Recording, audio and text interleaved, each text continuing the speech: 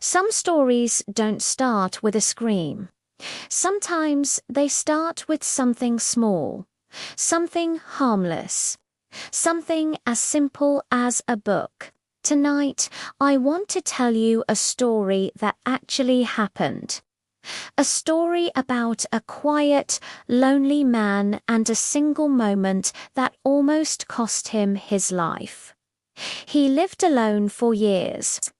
A man of routine work, home, tea, prayer, sleep.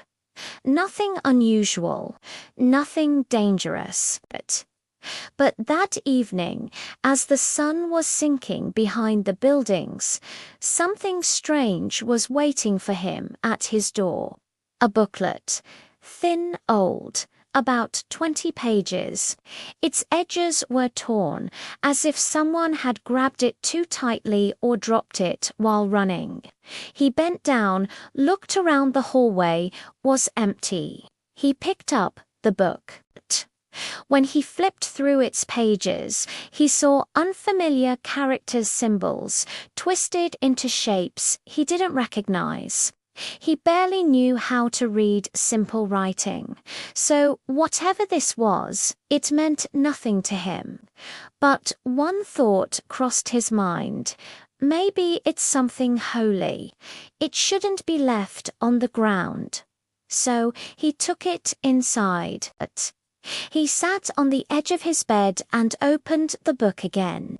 And there it was, a page. A single line, written in large, sharp letters.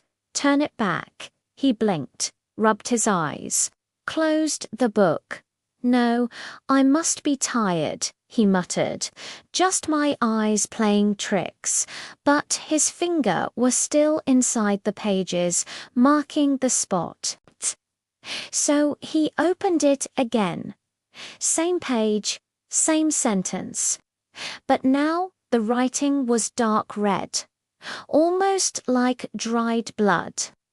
And lying across the page was a long strand of hair. Not black, not brown, but an unnatural, pale yellow. The man froze. His breath grew shallow. He didn't touch the hair. He turned to the next page. Remove my hair from this book. Remove it. The phrase repeated down the entire page, as if begging him. He slammed the book shut and tossed it onto the TV stand. This is nonsense, he said loudly to no one. He tried to sleep, but that night, sleep became his enemy. He woke up in the dark. His clock said 7:20 p.m. Maghrib time. He washed up, prepared to pray, and walked toward the living room. That's when he froze. His front door was slightly open. Just a narrow gap, but wide enough for a shadow to slip through. And standing in the middle of the doorway was a woman covered from head to toe in a spotless white veil. She didn't move, didn't blink, didn't breathe. She was like a statue. He stepped closer. Ma'am. Are you all right? Do you need help? Silence. Not even the slightest reaction. Who are you? Why are you here? Still nothing. His heartbeat thickened in his chest, but he convinced himself she was homeless, lost, scared. He gently closed the door, locked it, tried to ignore her. He prayed, he ate, he watched TV, but his mind stayed fixed on the silent woman in white, standing in the dark hallway. Later, he forced himself to bed, lights off, shadows everywhere. He lay there, eyes open, listening to the quiet minutes passed. Maybe an hour. Then he felt it. A presence. Something moving. A shadow sliding across the room, silent and slow. He opened his eyes. She was standing right beside his bed.